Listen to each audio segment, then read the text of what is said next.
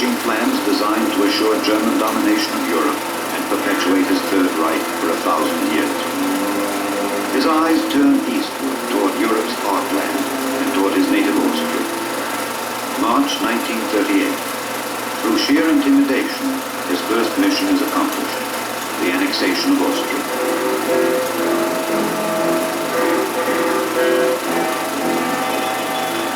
I go the way Providence dictates with the assurance of a sleepwalker, Hitler announces. With complete impunity, he has scrapped the Versailles Treaty, withdrawn from the League of Nations, remilitarized Germany.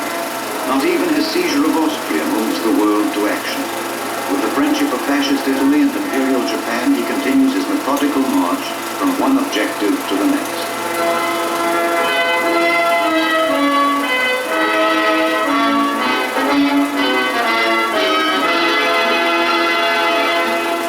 May 1938. It is my unalterable decision to smash Czechoslovakia, says Hitler, and orders his troops to the border. Inside Czechoslovakia, in an area called the Sudetenland, lived 3¼ million Germans. To liberate these Germans, to bring them home to the Reich, is Hitler's pretext for aggression.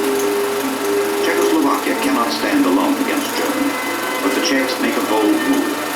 The Czechs mobilize.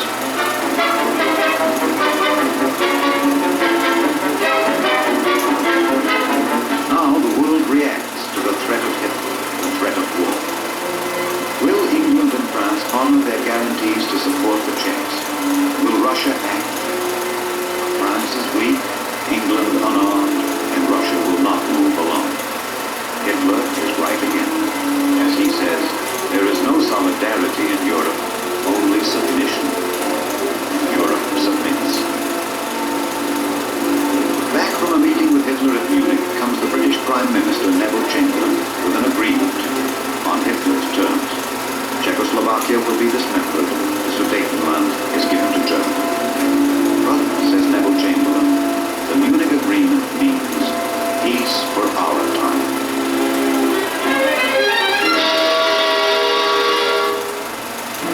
Six months later, Hitler tears up the Munich Agreement, and the rape of democratic Czechoslovakia is complete.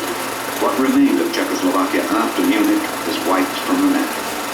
In triumph, Hitler surveys his new bastion in the heart of Central Europe. This is the greatest day of my life. I shall go down in history as the greatest German, says Adolf Hitler. But in London, Winston Churchill said, we are in the presence of a disaster of the first magnitude.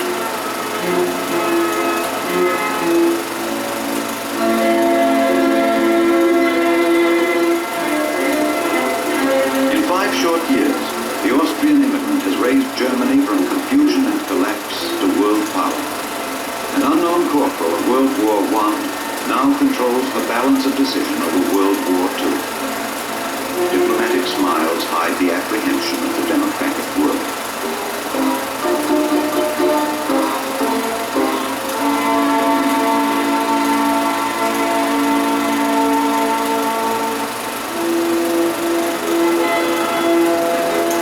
The shadows of the twisted cross reached the New World.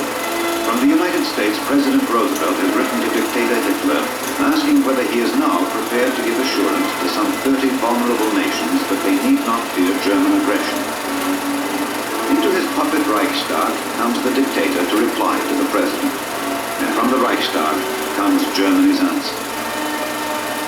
Herr Roosevelt verlangt endlich die Bereitwilligkeit, ihm die Zusicherung zu geben, dass die deutschen Streitkräfte das Staatsgebiet oder die Besitzungen folgender unabhängiger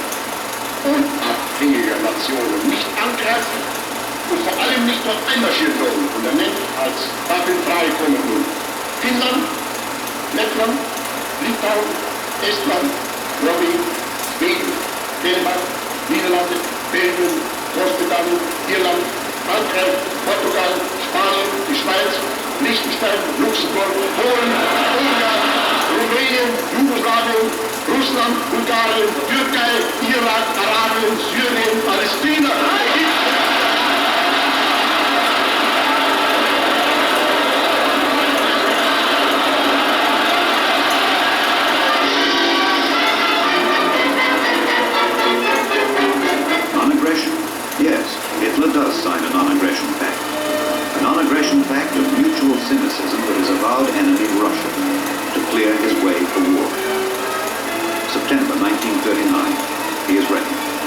target, Poland. To his generals, Hitler says, the question is not the fate of National Socialist Germany, but who is to dominate Europe in the future. Be hard, be merciless. Europe must quiver in horror.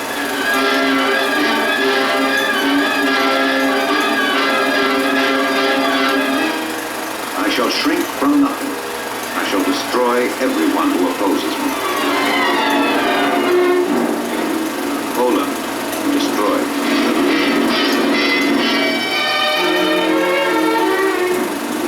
Denmark, Norway.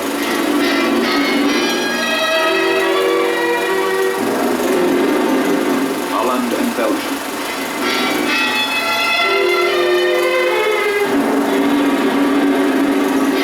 France.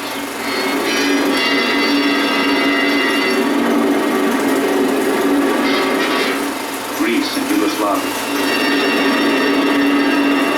has achieved what I have achieved.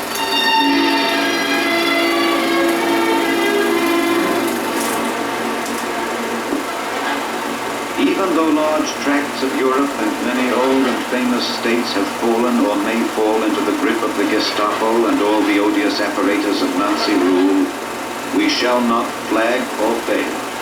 We shall go on to the end. From the German radio comes no victory announcement over England. But on June 22nd, 1941, the most fateful of all Hitler's proclamations is broadcast to the German people by Joseph Goebbels. The non-pact with Russia has been jumped.